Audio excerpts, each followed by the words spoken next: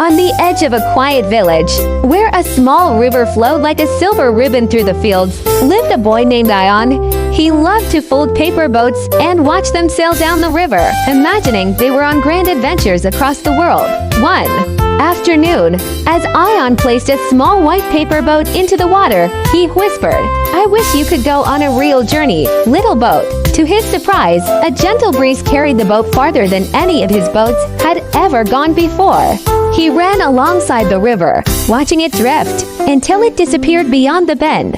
The little paper boat floated past golden wheat fields, under bridges where children waved at it, and through a deep forest where fireflies danced around it like tiny lanterns. Then, the sky darkened, raindrops began to fall, and the little boat trembled on the water. The river swelled, and a strong current pulled it faster and faster. The boat, though small and fragile, held on, determined to complete its journey. Finally, as the storm passed, the boat reached a quiet lake where the water was still and calm. A little girl, sitting by the shore, saw it floating toward her. She picked up the boat carefully, smiling. It was slightly crumpled from the journey, but it had made it.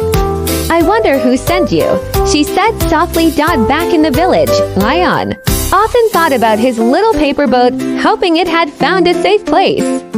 And in her distant home, the little girl treasured the boat, knowing it had traveled far to find her. Though they never met, two children in different places were connected by a simple paper boat, a reminder that small things, when filled with hope, can travel farther than we ever imagine.